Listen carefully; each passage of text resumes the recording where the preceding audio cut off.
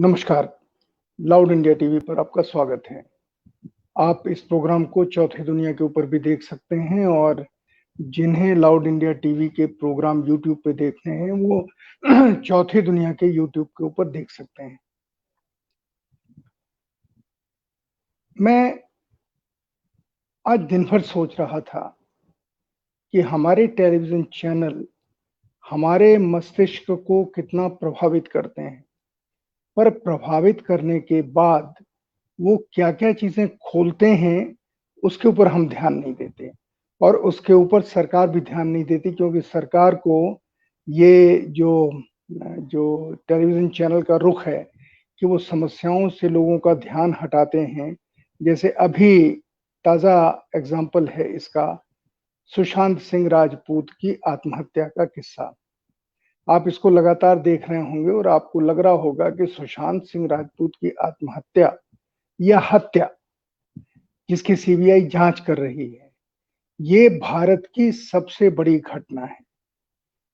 इस वर्ष की सबसे बड़ी घटना, उससे भी बड़ी घटना जिसे हम बाढ़ कहते हैं, जिसमें लोग मर गए, उससे भी बड़ी घटना जिसे हम मुल्क का की अर्थव्यवस्था कहते हैं, बेरोज़गारी कहते हैं या अर्थनीति कहते हैं, इससे भी बड़ी घटना क्योंकि कोई भी टेलीविज़न चैनल सिवाय नकल करने के, नकल भी अर्णव गोस्वामी के चैनल की, क्योंकि अर्णव गोस्वामी ने इसको जिस तरीके से मैं ये तो नहीं कहूँगा कि किस क्रिमिनल तरीके से, लेकिन हाँ, उसके आसपास ही ये प्रश्न खड़ा होता है कि उन्होंने जिस तरह लोगों के दिमाग को मोड़ने में बाकी चैनलों को लगा दिया, उससे बाकी चैनलों को शर्म आए या ना आए, हमें ज़रूर आ रही है।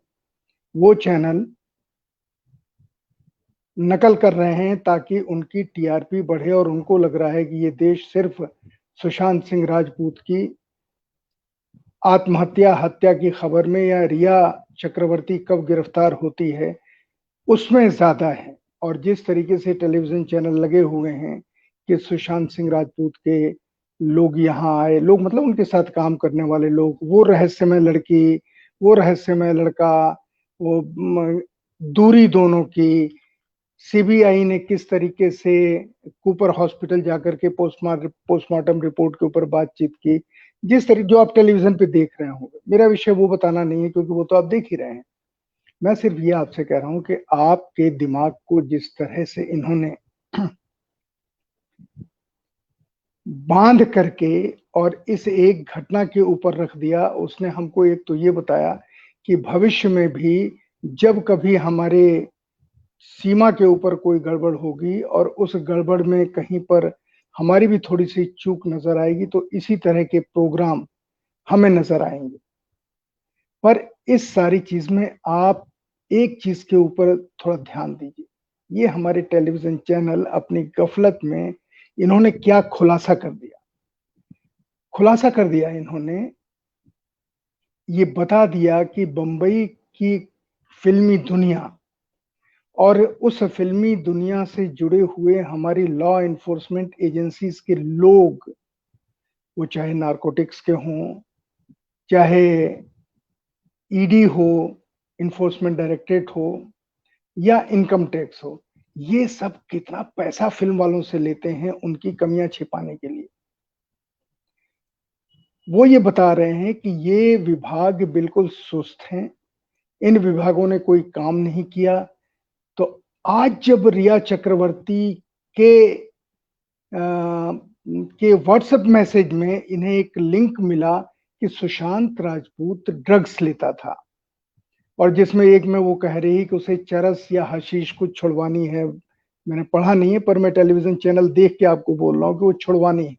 इसका मतलब है कि इसका धंधा बुरी तरह चल रहा है और नारकोटिक्स डिपार्टमेंट बिल्कुल फेल हो गया है। वो पकड़ ही नहीं पाया कि बम्बई का फ़िल्म वर्ल्ड नशे की गिरफ्त में इतना है। उसके मुखबिर क्या कर रहे हैं? जो पैसा मुखबिरी पे खर्च होता है उसे कौन अफ़सर खा रहा है? ये सिर्फ नारकोटिक्स नहीं, ईडी भी। क्योंकि ईडी भी पैसों का जिस तरीके से हेरा-फेरी का किस्सा आया कि 15 करोड़, 14 करोड़, 20 करोड़ जितने भी करोड़ हों, जो सुशांत सिंह राजपूत के इधर-उधर गए, उनका हिसाब इनकम टैक्स में नहीं था क्या? इनकम टैक्स उस चीज को नहीं पकड़ पाया क्या कि जिस चीज पे सुशांत सिंह राजपूत खर्च कर रहा है अपनी मेहनत की कमाई हुई दौलत को, वो सचमुच मेहनत की कमाई है?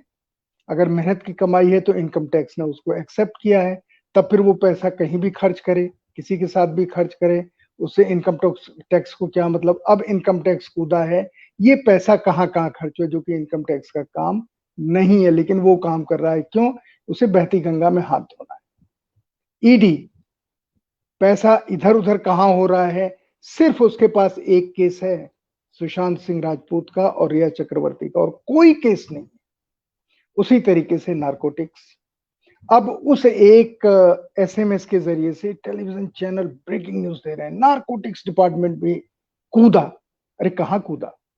नारकोटिक्स डिपार्टमेंट तो बंबई में जब से नारकोटिक्स डिपार्टमेंट बना है, ईडी बना है, इनकम टैक्स बना है, तब से बंबई इनका मुख्य कार्य क्षेत्र रहा है, क्योंकि बंबई में ही बड़े बड़े बिजनेसमैन रहते हैं, उनके लड़के रहते हैं जो रेव पार्टी करते हैं। वहीं फिल्मी दुनिया है जिनकी पार्टियां होती हैं, जिसमें अब टेलीविजन चैनल बता रहे हैं देश को कि वहां पर ये दवाई फिल्मों में, जो फिल्मी पार्टियों में परोसी जाती है और उसका नशा करके लोग उस पार्टी को एंजॉय करते हैं। अब वो तेज है, कम है, पर ये टीवी चैनल खोल रहे हैं बात को। इसका मतलब कि नारकोटिक्स डिपार्टमेंट को और ईडी को और इनकम टैक्स जितने भी डिपार्टमेंट लगे हुए हैं, या सीबीआई को, उसका भी दफ्तर वहां पर है, या बंबई पुलिस को, इन सब के बारे में कोई जानकारी नहीं है। अगर नहीं जानकारी है तो ये विभाग क्यों चल रहे हैं? इतने दिनों से बंबई में फिल्मी पार्टियां चल रही हैं जिसमें ड्रग्स का नाम लिया जा रहा है, और दो तीन नाम आ जा रहे हैं, एक जया शाह है, एक पता नहीं कौन है, एक कौन है, ये सारे नाम आ रहे हैं। क्या इनके बारे में नारकोटिक्स को नहीं पता? क्या इनके बारे में ईडी को नहीं पता कि इससे जो कमाई होती है वो सफेद कैसे होती है या देश से बाहर कैसे जाती है?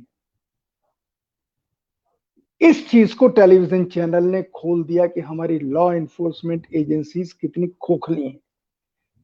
अब वो खोखली नहीं है, उनमें समझदार अफसर हैं। ये चारों एजेंसियों की बात कर रहा हूं, चाहे सीबीआई हो, चाहे ईडी हो, चाहे नारकोटिक्स हो या ईडी हो। इन सब की बात इसलिए कर रहा हूं कि इसमें सारे समझदार अफसर आते हैं। तो वो समझदार अफसर, उनकी समझदारी कहां खत्म हो गई इतने दिनों से? इनका क्या कहना है पूरी पूरी फिल्म इंडस्ट्री इन नशीली दवाओं की गिरफ्त में है? क्या ये मानते हैं कि पूरी फिल्म इंडस्ट्री नशे की गिरफ्त में नहीं है, तो ये टेलीविजन चैनल क्यों चिल्ला रहे हैं? और अब तक जो लोग ये धंधा करते थे, जिनका खुलासा टेलीविजन चैनल, न्यूज चैनल कर रहे हैं, उन्हें अब तक क्यों नहीं पकड़ा गया? सवाल तो मेरे दिमाग में उठता है, और ये सवाल आपके दिमाग में भी उठना चाहिए कि अचानक इस रिया चक्रवर्ती और सुशांत राजपूत के हत्या आत्महत्या के केस में, और कभी कभी के केस में, इन्होंने खुलासा क्या कर दिया? इन्होंने खुलासा कर दिया कि हमारे कानून की रखवाले वो सब घूसखोर हैं, वो पैसा लेते हैं, उनके पैसे बंधे हुए हैं फिल्म इंडस्ट्री के लोगों से, ए से किसी के बी से, किसी के सी से। अब कंगना रनावत जो इस समय सबसे बड़ी हीरोइन है, किस चीज की हीरोइन है? फिल्मों की नहीं। कंगना रनावत इस सारे केस में उस तरह का बयान दे रही हैं जिस तरह का बयान टेलीविजन चैनल चाहते हैं। अब वो क्या कह रही हैं कि सबका अगर डबल टेस्ट हो इस फिल्म इंडस्ट्री में रह के, अभिनेता और अभिनेत्रियों का या डायरेक्टर्स का या एग्जिबिटर्स का या फाइनेंसर्स का, तो सब नशे में धुत मिलेंगे, उनके खून में नशे का अंश होगा। अब उन्होंने ये बात जाहिर है किसी टेलीविजन चैनल के रिपोर्टर की सलाह पे दी होगी। तो वो क्या कह रही हैं कि जिस दुनिया में वो हैं लगभग 10 से 15 सालों में, क्या उस दुनिया में उन्होंने कोई नशे की में डूबी हुई पार्टी नहीं देखी? उस पार्टी का उन्हें खुलासा करना चाहिए। उन्होंने जिसके साथ ड्रग्स ली, माफ कीजिएगा नहीं ली, या जिसे ड्रग्स लेते हुए देखा, उसके बारे में बताना चाहिए। ये बताना चाहिए कि मैंने किस सरकारी एजेंसी के अधिकारी को ड्रग्स लेने वालों के साथ घूमते हुए देखा, वो क्यों नहीं बता रही हैं? ये सवाल मैं इसलिए खड़ा कर रहा हूँ कि एक तरफ हम भूख से, अर्थव्यवस्था के खराब होने से, बेरोज़गारी से, आत्महत्याओं से, बाढ़ से मरने वाले लोगों की, कोरोना से मरने वाले लोगों की तादाद अब 30 लाख से ज़्यादा हो गई, 32 लाख से ज़्यादा हो गई। हम इन समस्याओं में घिरे हुए हैं और ये बेशर्म न्यूज़ चैनल ये इन खबरों को नहीं दिखा रहे हैं, ये दिखा रहे हैं सुशांत राजपूत की हत्या या आत्महत्या को इतना बड़ा बना रहे हैं, जैसे लग रहा है इनमें से किसी ने राजीव गांधी की हत्या में इतना रोल नहीं अभी अभी तो खुला हुआ है, लेकिन किसी टेलीविजन चैनल ने राजीव गांधी की हत्या कैसे हुई, किसने की, देश के वो कौन से लोग थे जो इसमें शामिल थे भी या नहीं थे, कौन सपोर्ट कर रहा था राजीव गांधी के हत्यारों को, हिंदुस्तान से कितना सपोर्ट था, श्रीलंका से, जाफना से कितना सपोर्ट था, ये सारी स्टोरीज नहीं करेंगे क्योंकि इसको करने के लिए थोड़ा दिमाग चाहिए, थोड़ी हिम्मत चाहिए। आपने सुशांत सिंह राजपूत की हत्या को या आत्महत्या को जो भी है, उसे आपने राजीव गांधी की हत्या से बड़ा बना दिया, उसे आपने इंदिरा गांधी की हत्या से बड़ा बना दिया, उसको तो रिक्रिएट आपने आज तक नहीं किया। और हमारी जो ये सो कॉल्ड एजेंसीज हैं, इन एजेंसीज के खाते में कितने ऐसे केसेस हैं जिसे इन्होंने सॉल्व नहीं किया। मैं जानता हूं, मेरे परिचित की लड़की गुजरात से दिल्ली के ओबेरॉय होटल में आई, यहां से उसने फोन किया, यहां रही एक कमरे में, स्वीट में, बड़े कमरे में, वो अपनी कंपनी की डायरेक्टर थी और उस लड़की ने, वो एक स्टेट की राजकुमारी है और वो वहां से गायब हो गई और सीबीआई आज तक पता नहीं कर पाई, दिल्ली पुलिस आज तक पता नहीं कर पाई कि उस लड़की को जमीन निगल गई या आसमान निगल गया, पता ही नहीं चला, अनसॉल्व टिल नाउ जब मैं आपसे बात कर रहा हूं। ऐसे कितने केसेस हैं, लिस्ट है मेरे पास। हम उसके ऊपर इसलिए नहीं बात करना चाहते क्योंकि हम चाहते हैं कि सीबीआई केसेस को सॉल्व करे, पर इस तरह से नहीं। एक एक चीज सीबीआई के लोग क्यों मीडिया को लीक कर रहे हैं, उन्होंने किससे क्या बात की, क्या सवाल पूछे, कौन आया, वो समय किधर घूम के बैठा था, ये सारी चीजें सीबीआई की तरफ से कौन लीक कर रहा है। और अगर ये लीक हो रही है तो इसका मतलब ये टेलीविजन चैनल और सीबीआई नहीं चाहते हैं ये केस सॉल्व हो, क्योंकि आप जितना लीक करते हैं उतना ही आप डिफेंस को अपने सबूत, अपने तर्क दे रहे हैं।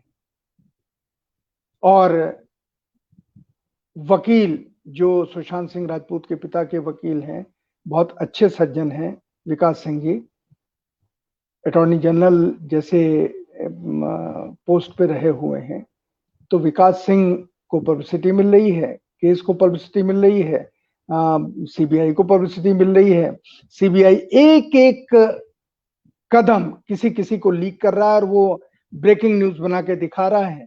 लेकिन हाँ, सुशांत राजपूत की मर्डर मिस्ट्री सॉल्व हो, इसमें लोगों का इंटरेस्ट नहीं है।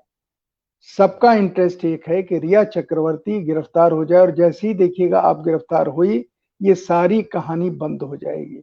सीबीआई भी उसको तब तक गिरफ्तार नहीं कर रही है जब तक ये सारा किस्सा चल रहा है, तो चलने दो। उन्हें तारीफी मिल रही है, उनके अनसॉल्व केसेस के ऊपर से जो धूल हटनी चाहिए वो धूल जमी रहेगी। मैं ये सारी बात आपसे इसलिए कह रहा हूं कि हमारे टेलीविजन चैनल्स ने, मैंने कल भी बहुत आपसे व्यथित होकर कहा था, तकलीफ में कहा था कि इन्होंने हमारे आपके दिमाग को इतना मोड़ दिया है कि इन्होंने हर चीज को मनोरंजन बना दिया है। ठीक उसी तरीके से जैसे बहुत सारे लोग अस्पताल में किसी अपने परिचित को देखने जाते हैं तो उनके मन में होता है कि जल्दी मरने की खबर आए, छुट्टी मिले, नहीं तो बार बार आना पड़ेगा। ये मनोविज्ञान बहुत सारे लोगों का होता है जो अस्पताल में देखने जाते हैं अपने मरीजों को। कोरोना में क्या घात प्रतिघात है, एक सवाल है, ये टेलीविजन चैनल्स नहीं पूछ रहे हैं।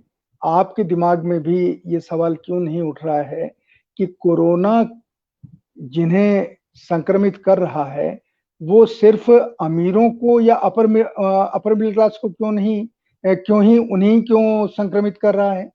ये गरीबों को क्यों नहीं कर रहा है? अभी भी लोग सड़कों पे सो रहे हैं, अभी भी लोग मेहनत कर रहे हैं, अभी भी लोग वही खाना खा रहे हैं जो ठेले के ऊपर सड़क में बिकता है, सस्ता बिकता है। लेकिन बिलो पॉवर्टी लाइन में रहने वाले लोगों को कोरोना क्यों संक्रमित नहीं कर रहा है? और कोरोना क्यों संक्रमित उन्हीं को कर रहा है जो पैसे वाले हैं, जो बड़े अस्पतालों में जा सकते हैं? ये सवाल टेलीविजन नहीं उठाएगा, क्योंकि ये सवाल उठाने से इस देश की व्यवस्था के ऊपर सवाल उठता है। जिस व्यवस्था के वो पोषक बन गए हैं, उसकी कमियां सामने नहीं लाते। ये टेलीविजन चैनल एक सवाल नहीं उठाते कि संपूर्ण विपक्ष खामोश बैठा है, इस अर्थव्यवस्था को डूबते हुए देख रहा है और एक प्रश्न नहीं उठा रहा है। क्या अखिलेश यादव में अकल नहीं है? क्या लालू यादव में अकल नहीं है? तेजस्वी यादव में अकल नहीं है? ममता बनर्जी में अकल नहीं? मैं सभी नाम ले रहा हूं। दक्षिण के लोगों में अकल नहीं है। तमिलनाडु की खबरें हमारे टेलीविजन चैनलों पे क्यों नहीं आती? वहां कोरोना का कितना प्रभाव है, नहीं है, क्या किसी को मालूम है? जो आप सुन रहे हैं बताइए, आपको मालूम है तमिलनाडु में कोरोना की क्या पोजीशन है, केरल में क्या पोजीशन है, आंध्रा में क्या है, कर्नाटक में क्या है? नहीं, क्योंकि टेलीविजन चैनल हमें वहां की जानकारी देना नहीं चाहते और तमिल हमें आती नहीं है। तो हमारे दिल्ली से निकलने वाले न्यूज चैनल और खासकर बंबई से निकलने वाले सुशांत राजपूत के केस का चैंपियन चैनल, वो इन सारे सवालों में अपना दिमाग नहीं लगाना चाहते, अपने रिपोर्टर नहीं लगाना चाहते। वो चाहते हैं सब लोग इस मनोरंजक सीरियल को देखें और उसकी दौड़ शुरू हो गई है। आप आज तक देख लीजिए, आप एबीपी देख लीजिए, छोटे छोटे चैनल, न्यूज नेशन जैसे देख लीजिए, सब उसी में लगे हुए हैं। सुशांत राजपूत मर्डर मिस्ट्री, देश का सबसे बड़ा कांड, देश का सबसे बड़ा घोटाला, देश में लग रहा है जैसे सरकार बदलने वाली है। मैं फिर सवाल उठाता हूं कि आप लोगों के दिमाग को शायद, मैं ये तो नहीं कहता कि ये देश की सरकार करा रही है, मुझे लगता है कि आप ये सब पाकिस्तान और चीन के इशारे पर कर रहे हैं, उनके पैसे से कर रहे हैं। चीन का पैसा इन टेलीविजन चैनलों में काम कर रहा है। चीन नहीं चाहता कि उसने जिस तरीके से हमारे देश की सीमाओं का अतिक्रमण किया है, इस जगह को अपने कब्जे में रखा है, हवाई अड्डे बना लिए हैं, हमारे यहाँ उसने केयर ऑफ कंपनी लेकर के हमारा आईसीआईसी बैंक खरीद लिया है, मेजॉरिटी शेयर उसने ले लिए हैं। रेलवे की ट्रेनें और प्लेटफॉर्म चीनी कंपनियों की मदद से लिए जा रहे हैं। ये चीन नहीं चाहता है कि देश के लोगों को पता चले, क्योंकि एक बार जब आपने चीन के खिलाफ गुस्सा बढ़ा दिया तो आप चाहते हैं वो दब जाए। किस चीज से दबेगा? सुशांत सिंह राजपूत जैसे केस से, जिसका देश की रक्षा से, जिसका देश के सम्मान से, जिसका देश के भूख से, देश की प्यास से, किसी चीज से कोई रिश्ता नहीं। और इसी में हमारे टेलीविजन चैनलों ने इसका खुलासा कर दिया कि हमारी जो सीमा के ऊपर, क्योंकि एक टेलीविजन एंकर ने कहा ना कि ये जो 20 लोग मरे हैं या सीमा पे जो प्रॉब्लम हुई है, ये लोग अपनी वजह से मरे हैं, सरकार का इसमें कोई रोल नहीं।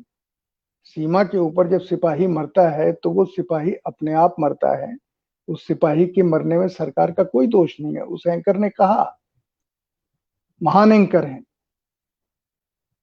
महान एंकर हैं। ये जो कहानी है, ये कहानी रुकती है जाकर के चीन के और पाकिस्तान के पैसे पर।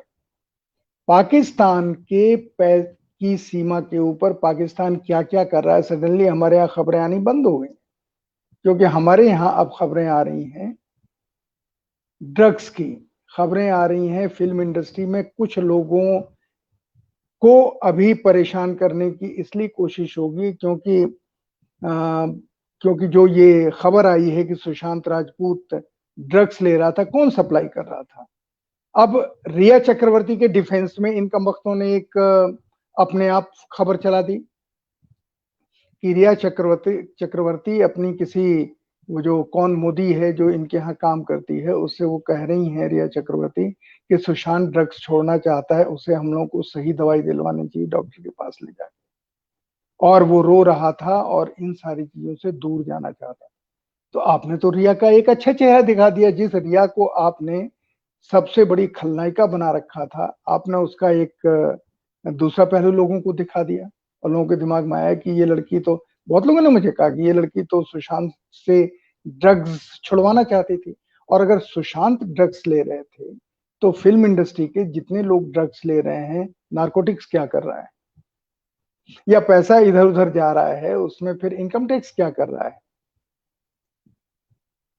रेवेन्यू इंटेलिजेंस क्या कर रहा है। इन सब का खोखलापन इन टेलीविजन चैनलों ने दिखा। तो मैं आपसे इजाजत लेता हूं इस आग्रह के साथ कि आप जो खबरें देखते हैं, कम से कम इतना तो सोचिए कि ये खबरें आपको सच्चाई से कितनी दूर ले जा रही हैं। ये खबरें आपके दिमाग को कहां ले जा रही हैं। ये खबरें आपको आपके पेट से, आपकी भूख से, आपकी मौत से, आपके दर्द से, आपके आंसुओं से कितनी दूर ले जा रही हैं। और हम चले जा रहे हैं बहते हुए। इससे लगता है कि हम सोचने समझने की शक्ति खो चुके हैं, हम कमजोर हो चुके हैं। मुझे क्षमा कीजिए ये कहने के लिए कि सच यही है। नहीं तो आप सवाल उठाते, आप दबाव बढ़ाते और इन टेलीविजन न्यूज चैनल्स को ऐसा करने से रोकते। ये आपके हाथ में है। लेकिन आप इस काम को अगर नहीं करेंगे तो निश्चित मानिए आपका जो बेटा है, आपका भाई है, जो अब 18 साल का हो रहा है,